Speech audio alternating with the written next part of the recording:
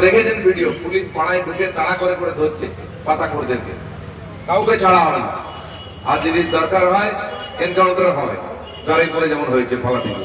সেটা আমি পরিষ্কার বলে দিচ্ছি, খড়গপুরের মানুষ শান্তিতে থাকতে চান, তাই বিজেপিকে জিতিয়েছেন, বিজেপি সরকার হয়েছে। আমরা প্রথম মানুষকে শান্তি দিতে চাই, তারা নিজের মতো করে করে কম্মা খাবেন, কেউ যেন তাদেরকে কোনো ভয় না দেখায়, অত্যাচার না করে। এই থ্রেট কালচার এটা আমরা বন্ধ করতেছি।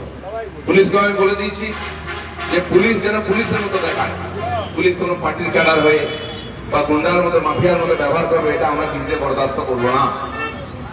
আর এই ধরনের কোনো কমপ্লেন হলে সেটাও আমাদের জানাবেন, তার সমাধান আমরা করবো। খড়গপুরে আশপাশের থেকে এসে, অন্য রাজ্যের থেকে এসে টাকার গুন্ডা বদমাশদের দাপিয়ে বেরিয়েছে, পুলিশ সব জানার পরেও কিছু করেনি। এবার কিন্তু পুলিশ তার কাজ শুরু করেছে। অনেকে হয়তো কমপ্লেন করছে পুলিশ বাড়াবাড়ি করছে, পুলিশ একটু বাড়াবাড়ি করুক। গুন্ডা মাফিয়াদের বাড়াবাড়ির চাইতে পুলিশের বাড়াবাড়ি একটু ভালো, তাহলে বাকি শান্ত থাকে।